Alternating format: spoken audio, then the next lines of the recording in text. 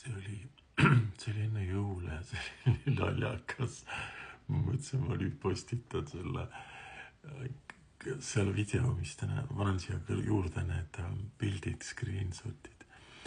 Seal videos ma tegelikult zoomin siit sinna sadamasse, et seal, kus kruiisilaevad seisavad, oli siuke väike nagu era mingisugune laevake ja siis ma nagu teadsin, et sõber tuleb Soomest nagu Eestisse ja siis ma lihtsalt zoomisin, et see tulid oma laevaga ja siis selle peale tema nagu ütlebki seal, et see oli tükk mõne hiljem, kui ta siis kirjutas, et milline kuu on taevas. Ma istusin siin samas koha peal ja siis mõtlesin, jess, ma saan teha mingi story, jooksen akna juurde, et saan mingi story ja siis sealt tuligi välja, et see kuu on siin samas üleval ja see on lihtsalt peegel.